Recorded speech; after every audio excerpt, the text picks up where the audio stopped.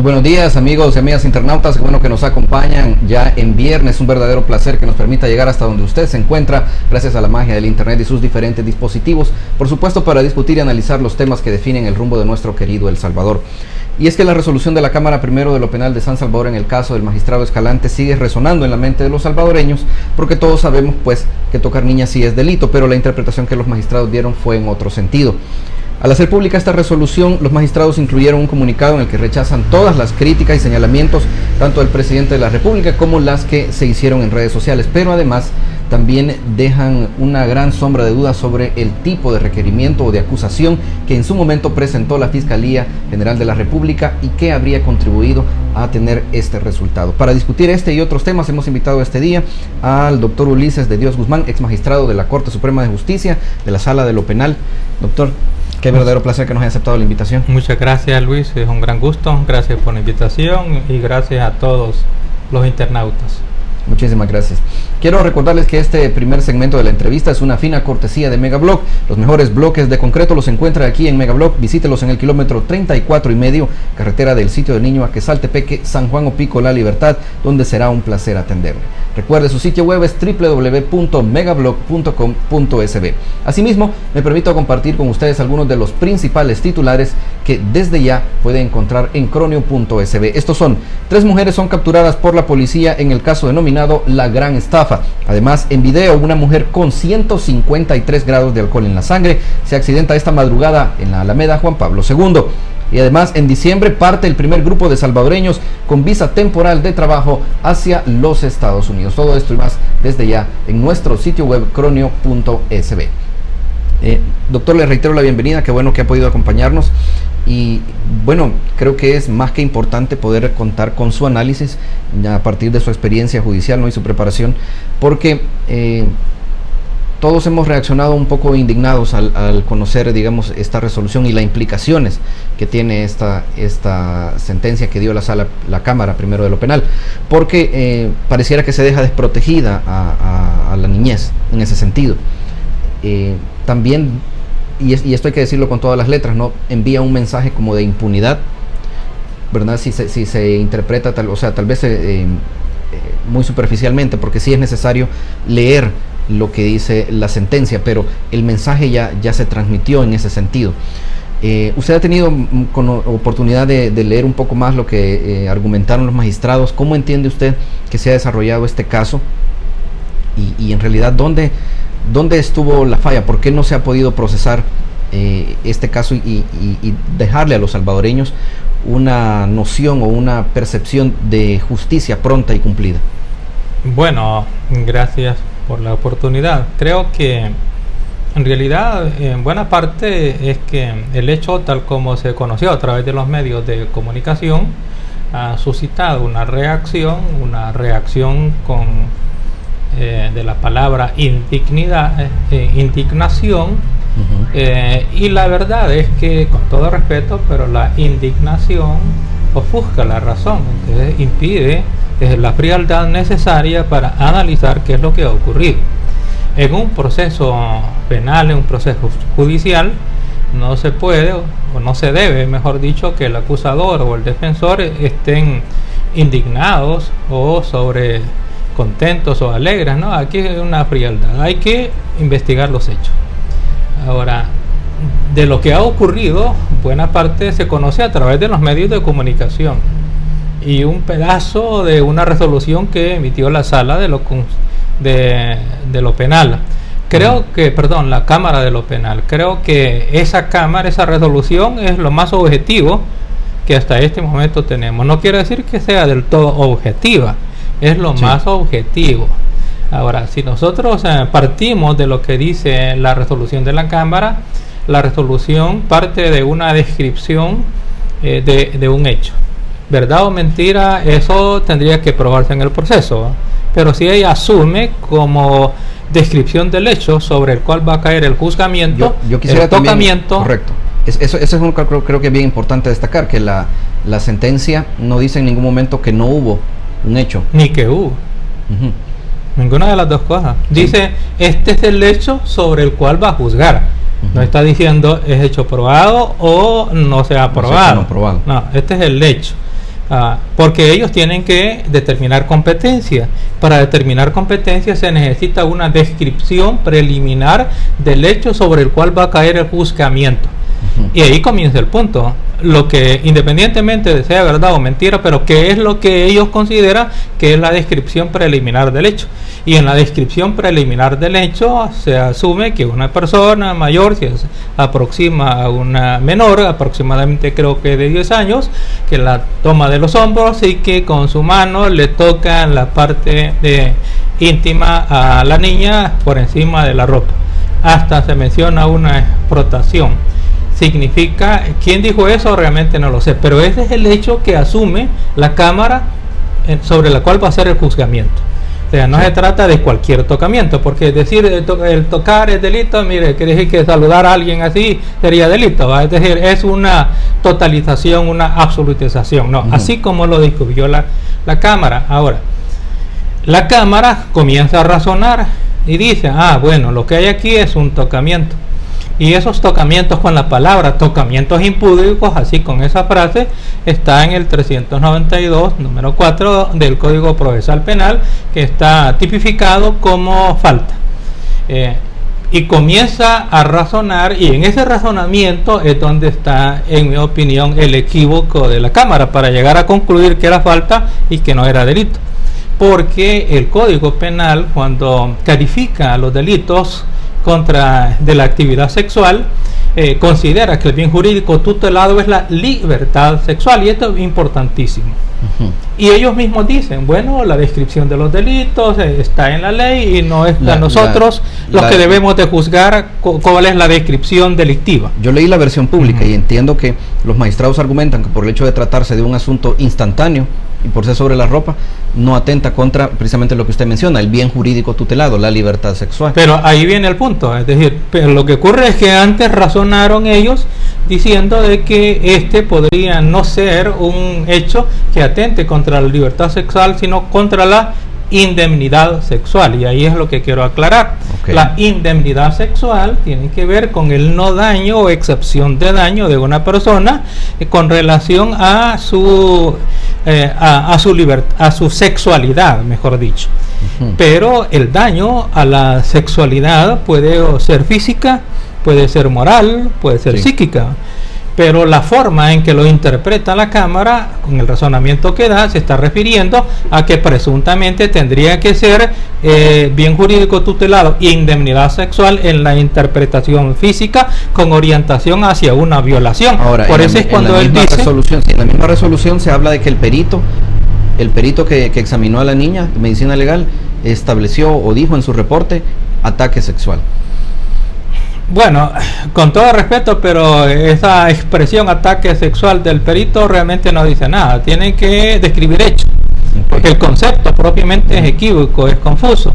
Y los conceptos esos, por cierto, el ataque sexual no está tipificado tampoco con el Código Penal, sino que tiene que referirse a la descripción del hecho. Lo que ocurre es que esa descripción de ese hecho, con esa interpretación, exigiría de que la persona o la menor haya estado en peligro de ser violada prácticamente, o que en su cuerpo haya sufrido una agresión más allá de un tocamiento, porque el tocamiento no deja una lesión física. Lo que ocurre es que si deja una lesión moral, o puede dejar una lesión moral o puede dejar una lesión psíquica, pero en todo caso el error está en cambiar el bien jurídico tutelado de libertad sexual a indemnidad sexual. ¿Por qué razón? Porque la ley no lo dice. La ley no habla de indemnidad sexual, habla de libertad sexual. ¿Y cuál es la diferencia? Porque la libertad sexual es la capacidad de autodeterminación de una persona con relación a su actuación activa o pasiva desde el punto de vista sexual o naturaleza sexual, es decir, lo que puede hacer o permitir, que es cosa distinta. Que una persona menor o mayor, por ejemplo, un mayor toque en sus partes íntimas a una persona independientemente de la edad, pues es una agresión a la libertad sexual pasiva, a lo que permitiría o no permitiría una persona, y en consecuencia sí hay ahí una violación a la libertad sexual. Ahora, ¿qué tipificaría, digamos, ese hecho? Eventualmente podríamos excluir de una sola vez la violación porque no hubo penetración con el órgano, pero podría eventualmente haber dudas sobre si es un acoso o si es una agresión sexual. Acoso no puede haber porque necesita un perseguimiento o reiteración, que no lo hubo. Pero la agresión sexual no describe específicamente la conducta, sino que describe actos que atenten, lesionen o violen la libertad, que significa la autodeterminación de lo que la persona hace o puede permitir. En este caso de lo que la persona puede permitir, que por cierto, tratándose de menor, no le es exigible, correcto, sobre todo que tenga cuidado, porque la menor todavía no está en capacidad de percibir que se le va acercando una amenaza o que una persona mayor le puede agredir de ese modo. Ni siquiera la menor, en términos generales, está con la capacidad de entender el tipo de riesgo al que eventualmente puede estar sometida con un agresor de esa naturaleza, en caso de que lo fuere. No estoy juzgando sobre si es verdad o no. Lo que sí estoy diciendo es que, por tanto, esa actuación, tal como la misma Cámara la asume, que esa es la descripción formal del hecho, encaja dentro del delito de agresión sexual. ¿Cuánto es la penalidad del delito de agresión sexual como está en el Código Penal?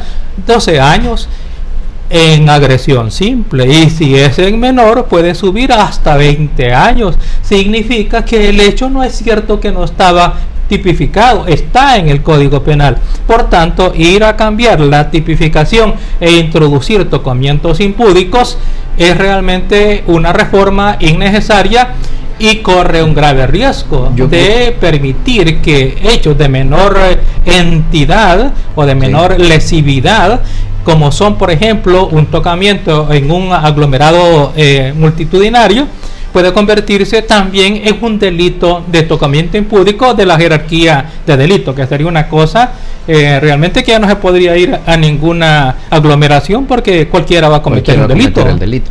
Precisamente sobre eso quisiera también un poco reenfocar la atención sobre el tipo de requerimiento o la actuación general que ha hecho la Fiscalía, porque algunos expertos también, principalmente en temas constitucionales, establecen que ya que la Cámara se declaró incompetente en este caso, por considerar que no había delito, se debería esperar una respuesta primero del juzgado de paz al que se estaría remitiendo el caso, que perdón por el lapso, pero no recuerdo exactamente cuál juzgado era, en lugar de ir a poner una apelación a la Cámara, a la Sala de lo Penal en este caso. Le pregunto esto porque si no está claro esto y si la Fiscalía tal vez estaría procediendo, ¿considera usted de forma inadecuada también en este caso? Bueno, creo que los dos se han precipitado, tanto la Fiscalía como también la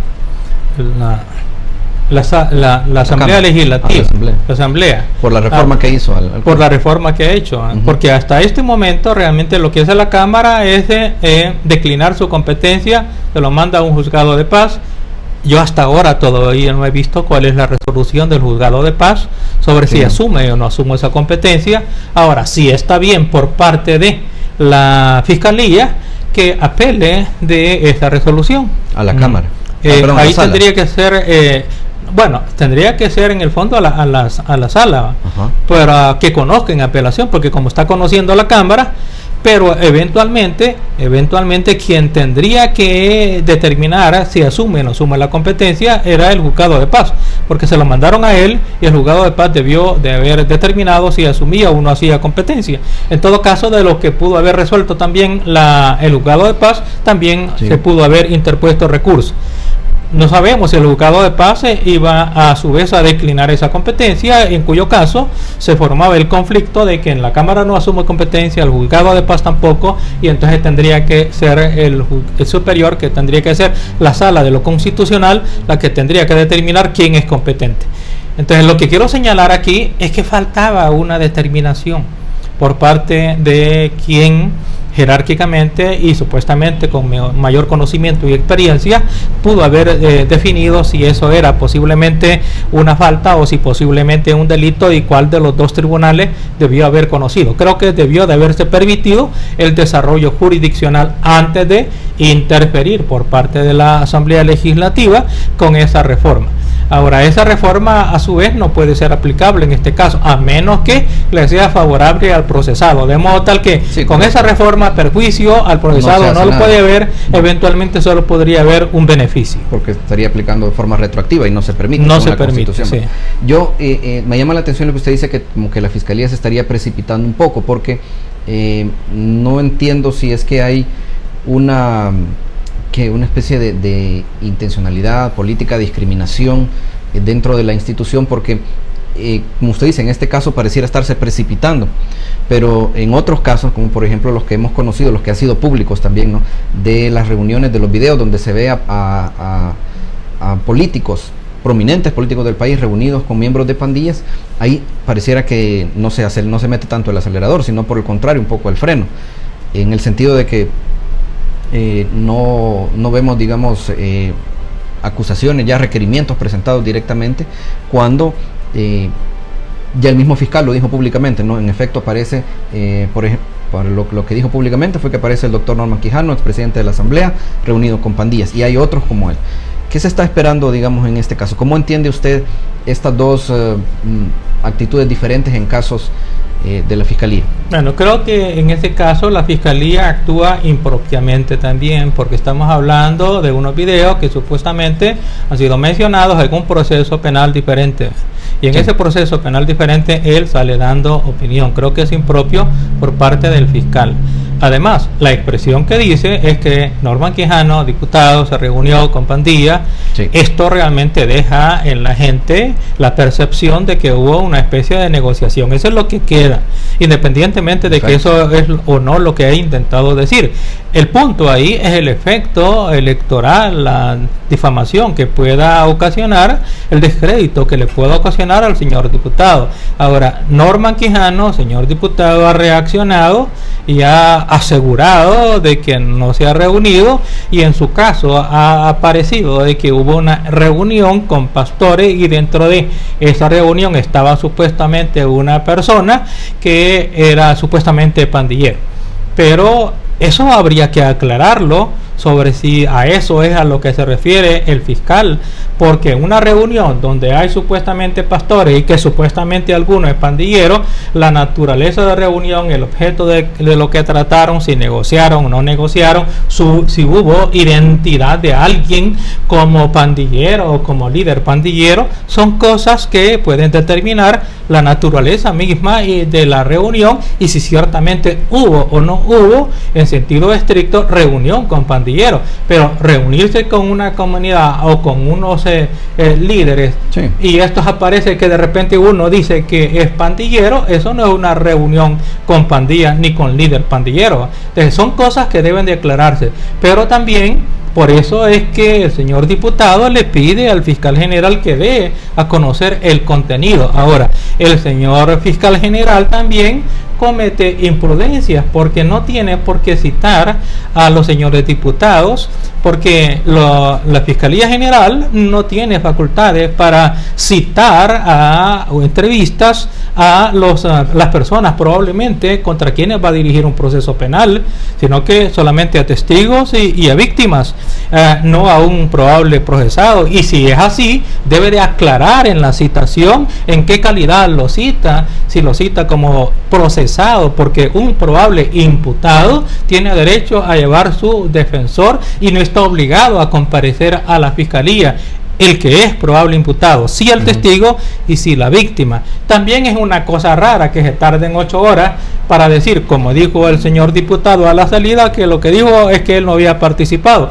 Para decir que no había participado o que nada sabe con relación a esa reunión, me parece que sobran 8 horas. En 5 minutos pudo haber terminado la entrevista. Me llama la atención lo que usted dice sobre que la Fiscalía no tiene, digamos, esa facultad y que debe aclarar también a las personas que cita en calidad de qué. A todas. A todas. Porque en la administración anterior de la Fiscalía vimos que muchas personas se les citaba para declarar y ahí mismo terminaban. Ahí lo capturaban, ¿sí? Porque las citaciones que se practican son con abuso de poder. Citan a alguien y le advierten que si no lo pueden ir a traer, pero no le dicen en qué concepto lo están citando y con qué propósito, cuál es la diligencia.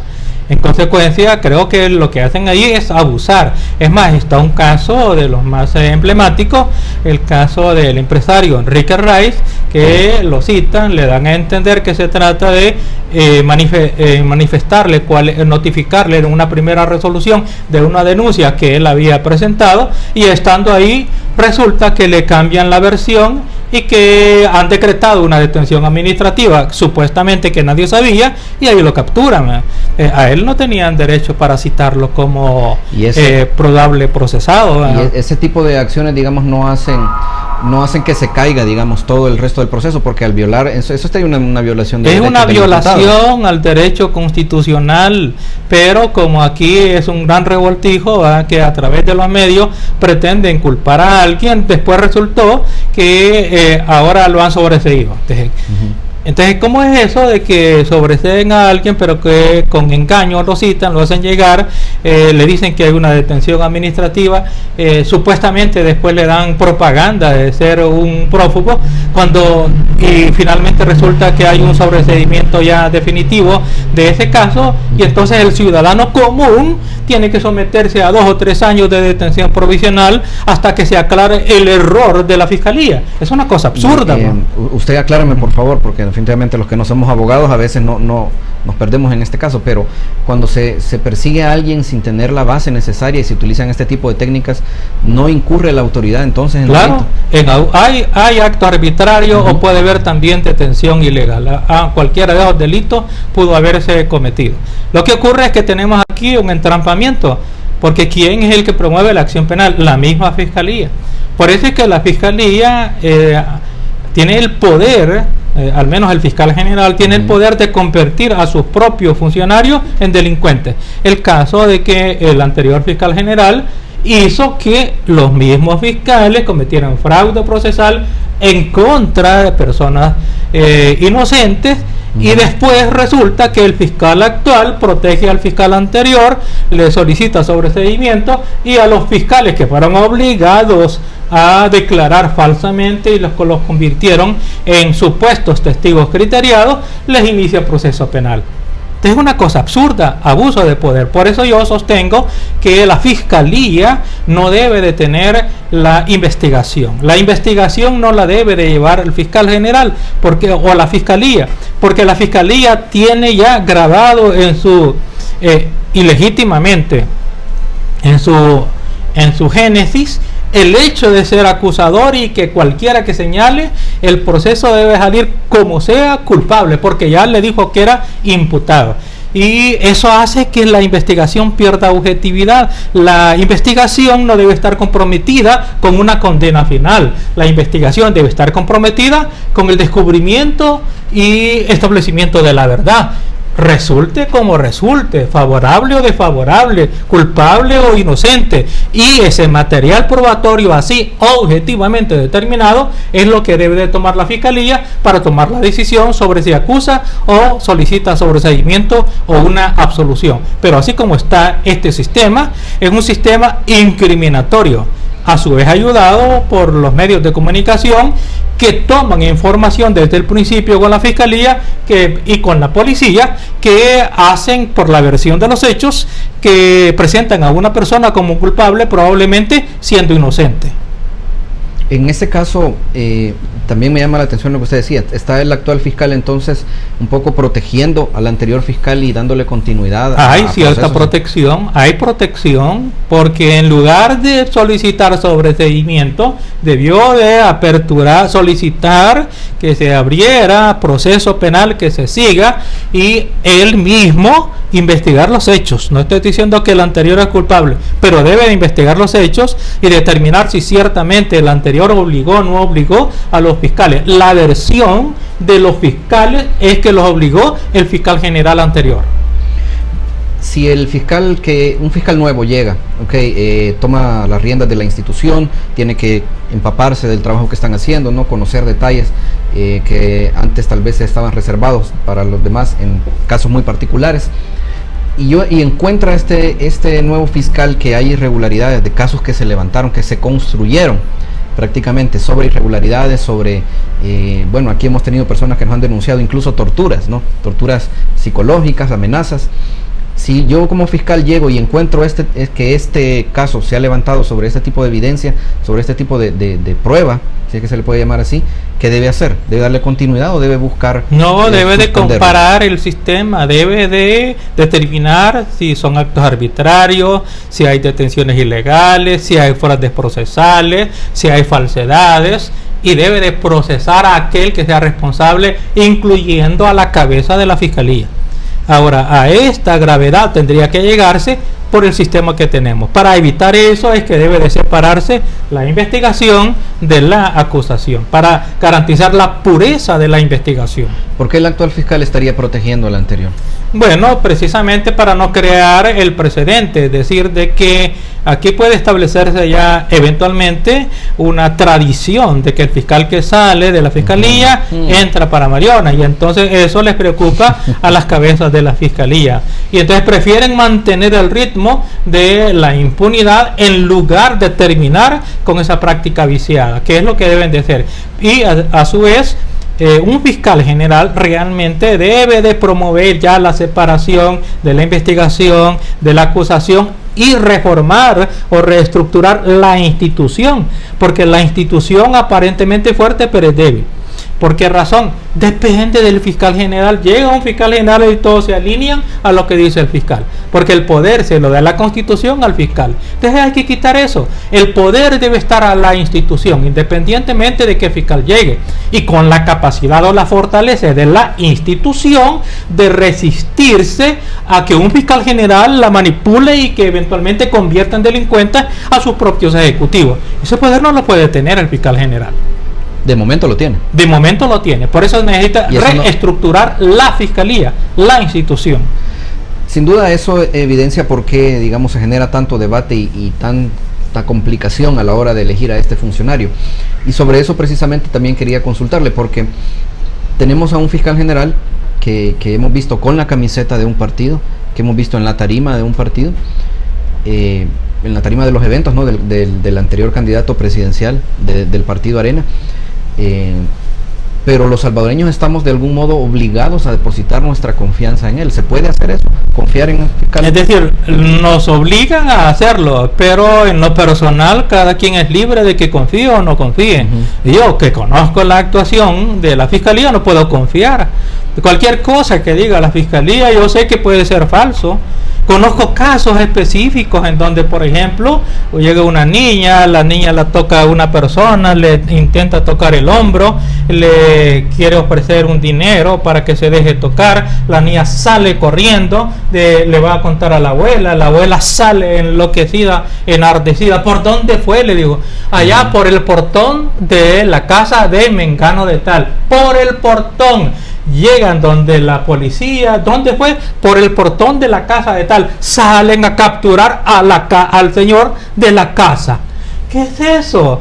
Y a la niña no le toman versión, una niña de primer grado. Levantan el acta, dicen que la abuela está ahí y que la abuela da esa versión y la abuela es una analfabeta. Después, en el transcurso del proceso, se dan cuenta que a la niña nunca la interrogaron, nunca la intervinieron, y cuando le toman declaración, la niña aclara que la persona que está ahí sentada no tiene la característica y que no es la persona que intentó tocarla, que no lo tocaron, y el proceso va por violación con detención provisional en contra de la persona.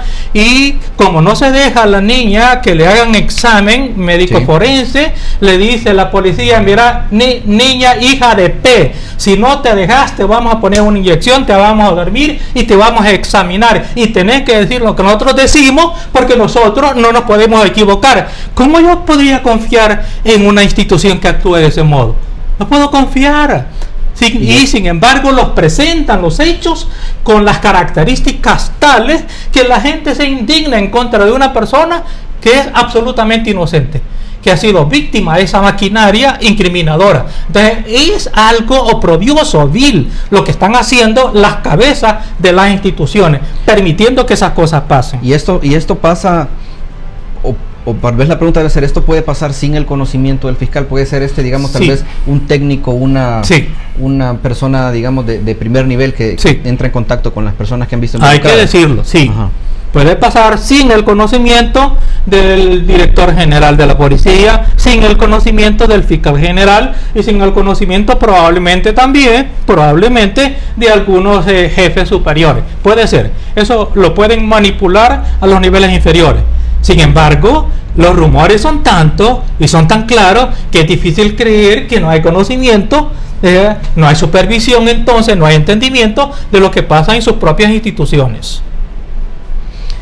Hay demandas de inconstitucionalidad en contra de la elección del actual fiscal. ¿Usted consideraría que proceden? De conformidad con los precedentes, sí procedería. Digo de conformidad con los precedentes, y aquí lo aclaro por lo siguiente. Yo sostengo que una persona, por el hecho de haber estado vinculada a un partido político, no debe estar inhibido de una elección a un cargo público. Sin embargo, los precedentes de la sala de lo constitucional anterior, y parece ser que es la orientación de esta sala, es que sí, que si ha estado vinculado, entonces no puede ejercer el cargo porque está ya descalificado. Pues bien, si ese es el precedente y si esta sala va a seguir los precedentes, entonces la sentencia que debe de dictar está clara. Debe de declarar la inconstitucionalidad del señor fiscal, porque la vinculación, si bien es cierto, no es formal, pero material es clarísima, porque aparecía como asesor, consejero, seguidor del candidato a la presidencia y de otros antecedentes más por parte del partido Arena. Significa que esta persona está materialmente vinculada al partido. Siendo así, si van a seguir los precedentes, sean consecuentes y lo declaran inconstitucional. Yo sostengo desde el punto de vista formal que no es así. Lo que ocurre es que esa forma de interpretar la Constitución descalifica a una persona que, no obstante que haya estado vinculada a algún partido político, ya le inhabilita para optar a otro cargo, y puede ser que una persona haya estado antes vinculada y después realmente se desvincule completamente, y entonces lo que hay que examinar es desde el punto de vista político la conveniencia o la inconveniencia de poner a alguien que va a arrastrar esa fama. Porque, por ejemplo, en este momento de lo que está ocurriendo, ¿qué es lo que va a pensar la gente si no le inicia apertura de por lo menos investigación, ya no digamos también solicitud de antejuicio a los diputados que han mencionado que supuestamente han negociado con pandillas? ¿Qué va a pensar la gente? Que por el vínculo partidario los está protegiendo.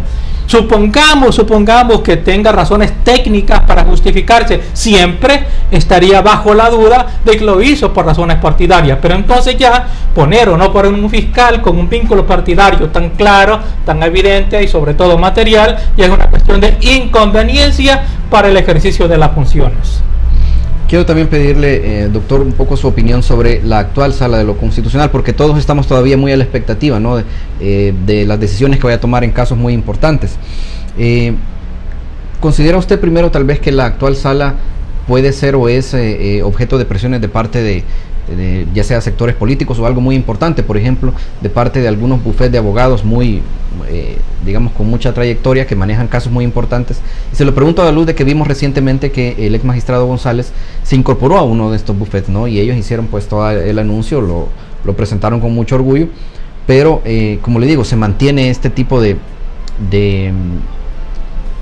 tal vez de reputaciones sobre sobre la forma en que trabajan estos bufetes, haciendo presión sobre magistrados, sobre los magistrados tal vez más importantes, de la sala más importante que tiene el país, ¿no? En realidad de que hay oficinas que trabajan de ese modo, sí los hay, ¿verdad?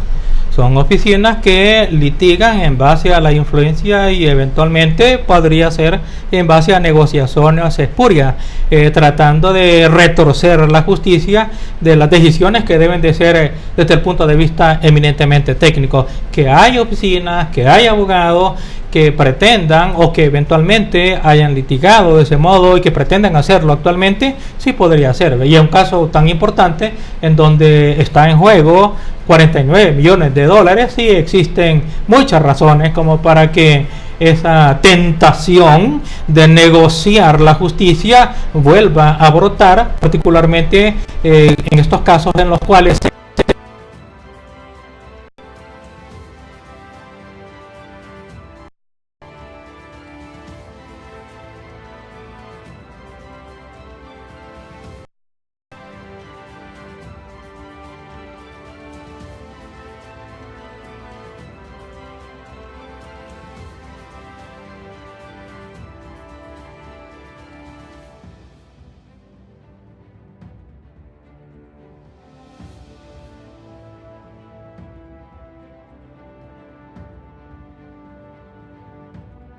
de Quimagro contra el Banco Scotiabank y la del señor Salaverría contra el Banco de Vivienda. Luego de la resolución de la sala de lo contencioso, recuerdo, el banco, pues, en el caso del señor Salaverría, el Banco de Vivienda ha pasado a una apelación en la sala de lo constitucional ya. Entonces ahí ya es última instancia, ¿no? Ya no va a haber apelaciones. En realidad la última instancia es la sentencia de la sala de lo civil, que fue lo que le dio la razón al proceso y que determinó que el banco debía pagar los 49 millones. Si habían daños y perjuicios, porque el proceso era por daños y perjuicios. En realidad eso terminó jurisdiccionalmente con la sala de lo civil.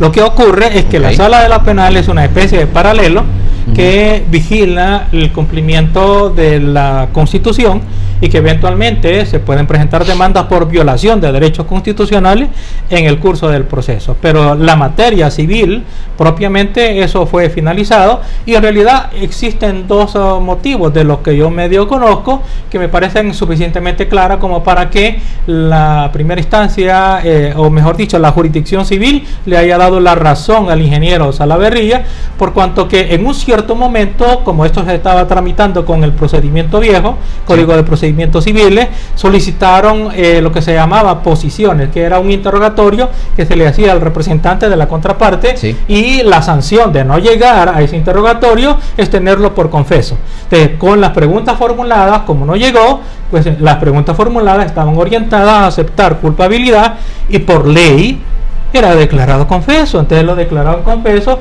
esas eran las reglas del momento. Allá los abogados, que a saber qué consejo le dieron, no llega el representante legal, por ley ya estaba ganado el caso. Lo otro, también grave error en el manejo de este asunto, es que las cuentas no se habían determinado cuánto es la cuantía de daños y perjuicios. Presentan una estimación por parte de, en este caso, del demandante, y no le hacen observaciones la contraparte, es decir, el banco no le hace observaciones, y eso ya tenía señalado una sanción en el Código de Procedimientos Civiles. ¿Cuál es? Se tiene por cierta la cuenta que ha presentado el demandante. Entonces ganaron realmente desde el punto de vista jurídico limpiamente, claramente, con dos errores claramente cometidos por la contraparte, pero que daba como consecuencia legalmente que el señor Salaverría ganó el proceso. Y por tanto, además hay otra cosa ahí muy extraña, es el hecho de que se dice de que hay una reserva. Esa reserva viene desde que vendieron las acciones del banco anterior a la vivienda, y que esa reserva formaba parte o forma parte del precio que debe de pagar la vivienda a el banco anterior, el banco que le ha vendido. En consecuencia, ese es un dinero que no va a perjudicar el patrimonio del banco de la vivienda, sino que va a perjudicar la parte del precio de los accionistas del banco anterior. De ahí lo extraño de que teniendo ese dinero a disponibilidad en una reserva no lo paguen, si no es algo que les afecta a ellos. Una cosa bastante extraña. Pero entonces no procede una demanda de inconstitucionalidad. No puedo decir que no, porque la demanda de inconstitucionalidad tiene que ver con algún vicio o violación de derechos subjetivos constitucionales cometidos a lo largo del proceso, solo que hasta ahora, de lo que yo he escuchado, no he escuchado alguna violación de derecho subjetivo constitucional, pero eventualmente puede ocurrir, ¿verdad? Lo que no he escuchado, una razón de violación de los derechos constitucionales del banco, eso no lo he escuchado. Cuando hablamos de 49 millones de dólares, sabemos que un montón de cabezas se van a girar, no todos van a volver a ver, y eso implica más presión precisamente sobre los magistrados. Usted, tal vez por conocimiento, un poco por el historial, y por haber estado también en la sala como parte de la Corte Suprema de Justicia, ¿considera que estos magistrados están en posición y tienen la solvencia profesional principalmente para soportar cualquier tipo de presiones que puedan llegar de sectores económicos, políticos y otros tantos que, como le digo, cuando se habla de 49 millones... Hasta diplomáticos. Incluso. Se rumora que hay dos señores embajadores, de quienes en el rumor se conoce quiénes han sido, y que andan gestionando ahí para que la Sala de lo Constitucional admita la demanda de amparo y que suspenda provisionalmente los efectos del acto de extranjería del embargo.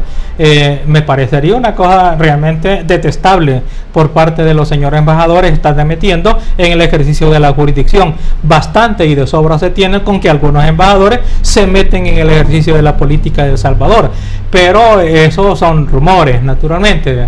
Pero también hay rumores de intentos de interferir o de presionar a los señores magistrados. Si los señores magistrados tendrán o no la fortaleza de resistirse, yo realmente no lo sé. Hasta ahora pareciera ser que los señores magistrados sí han resistido. Lo que ocurre, y eso sí, es que se han tardado demasiado para definir si esa demanda es admisible o no es admisible, para determinar este punto, porque el tiempo va corriendo y los actos van corriendo también. Ya hay embargo, entiendo yo que embargo trabado, y entonces esa situación debe ser definida cuanto antes sobre si se admite o no se admite la demanda de amparo, perdón, que es una demanda de amparo. Quisiera, se nos está acabando el tiempo, doctor, pero quiero por favor que nos ayude un poco a entender los alcances y límites de este concepto de la independencia judicial. Y esto me surge a mí pues un poco a raíz también de las presiones que sabemos que han hablado de otros invitados que hemos tenido aquí también, conocedores del tema judicial, que hablan pues de la existencia de ciertos esquemas, estructuras de corrupción dentro de los juzgados, ¿no? Incluso una especie de tarifas que se cobran cuando una persona o una entidad quiere tener una resolución a su favor, vea que dependen de si se trata de un juzgado de paz o ya se trata de una cámara. En ese sentido, ¿cómo se puede proteger la independencia judicial y a la vez actuar con transparencia? ¿Dónde están los límites y están en conflicto estos dos conceptos? Bueno, la independencia judicial puede ser lesionada tanto interna como externamente, ¿no? Internamente, desde la cabeza, Corte Suprema de Justicia o de los superiores con relación a los inferiores, y eso tiene su raíz en que la Corte Suprema de Justicia es el tribunal jurisdiccional máximo a la que llegan los recursos que puedan presentarse, y también es el Tribunal Supremo sancionatorio de los jueces inferiores. El Tribunal Supremo sancionatorio significa yo le puedo poner multa, yo lo puedo suspender, yo lo puedo amonestar, yo lo puedo destituir de su cargo. Entonces, tener ese poder en paralelo, de tener poder jurisdiccional y en paralelo sancionatorio de hasta destitución de jueces, el hecho mismo de que tengan ese poder ya significa una amenaza implícita para los jueces. Los hace vulnerables, los hace susceptibles a los jueces superiores. Por eso yo estoy en contra de que la Corte Suprema de Justicia tenga ese poder sancionatorio máximo. No debe tenerlo. Debe tenerlo, entonces, lo más cercano y parecido tiene que ser el Consejo Nacional de la Judicatura, porque la cuestión sancionatoria es una cuestión administrativa, no debe ser una cuestión jurisdiccional, y de ese modo los jueces al interior del órgano judicial tendrían mayor fortaleza para ser independientes con relación a sugerencias que le pueden hacer los señores magistrados o los magistrados superiores. Eso es una cosa. Ahora, externamente también pueden ser vulnerados, viene desde políticamente y económicamente. Políticamente desde el origen.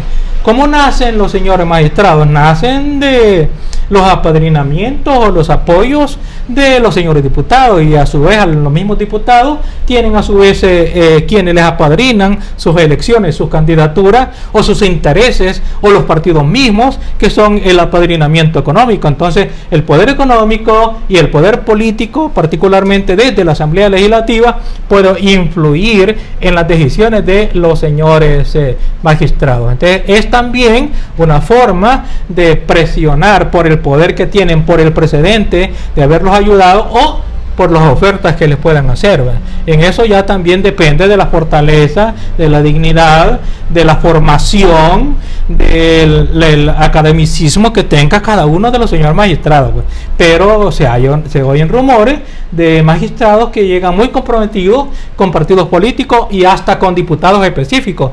Eso naturalmente que es una especie de perversión dentro del órgano judicial, particularmente dentro de la Corte Suprema de Justicia, y que la hace vulnerable en algunas decisiones. Y en el caso, por ejemplo, de que el fiscal general que ha solicitado sobreseimiento definitivo a favor del ex fiscal, ¿quién puede intervenir? Ahí puede, digamos, el juez... podría el juez denegar ese sobreseimiento por considerar improcedente y que deba de continuar el proceso. Y por ejemplo, se había señalado también que en este caso de Quimagro, que el que hablábamos hace un momento, habían estado involucrados los ex magistrados de la Sala de lo Constitucional y también el ex fiscal. Hay ahí, digamos, también movimientos a favor de la impunidad en este caso, porque no pareciera, y precisamente por eso es que necesitamos su entendimiento, no pareciera que no hay una intención de lograr justicia, sino por el contrario de lograr impunidad. Pues hasta ahora esa es la impresión que se tiene, y por eso es que nosotros necesitamos también que el fiscal general no sea electo también por el mismo poder político, porque el poder político puede elegirlo condicionadamente, con ciertos parámetros, con cierta lista mínima de cuál deben de ser las personas que son intocables y cuáles otros son sacrificables, etcétera. El asunto está en que un poder como el que tiene el fiscal general no debe depender del poder político, debe de depender de una instancia independiente. ¿Cuál es esa otra instancia independiente que podría elegir o nombrar al fiscal? En mi opinión, solo hay dos posibles: o se hacen elecciones generales, lo cual es un riesgo también, porque la mayoría de las personas no conoce realmente las trayectorias, ni las intenciones, ni las capacidades de los señores fiscales.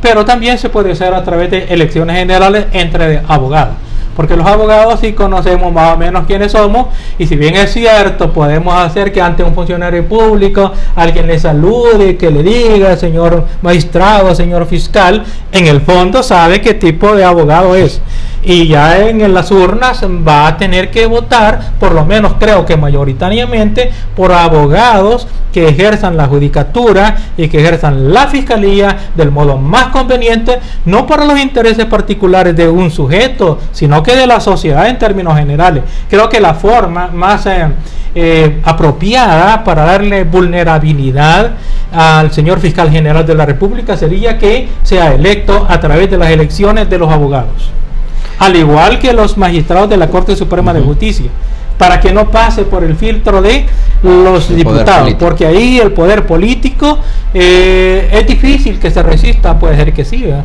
Pero es difícil que se resista a la tentación de tener su magistrado al cual acudir cuando necesite algunos favores. Excelente. Doctor, quiero darle las gracias por el tiempo que nos ha dedicado. En realidad hasta nos pasamos un poco del tiempo que tiene estipulado este programa, pero eso sucede cuando uno está abordando estos temas, que además de complejos, ¿no? Son también interesantes, porque definen, como ya lo decíamos, el rumbo que lleva nuestro país. Son sumamente importantes, pero gracias a usted primero que nada. Muchas gracias por habernos concedido este tiempo. Gracias, Luis. Gracias a todos los internautas. Muchísimas gracias también a ustedes, amigos y amigas internautas, que bueno que nos han podido acompañar a lo largo de este programa. No nos podemos despedir, por supuesto, sin agradecer a los amigos de Política Estéreo, Noticias Menotti, elsalvadoreño.com y Bitácora SB, que están ahí siempre acompañándonos en esta transmisión en vivo. Recuerden, el costo de desentenderse de la política es ser gobernado por lo peor que la sociedad tiene para ofrecernos. Será hasta la próxima.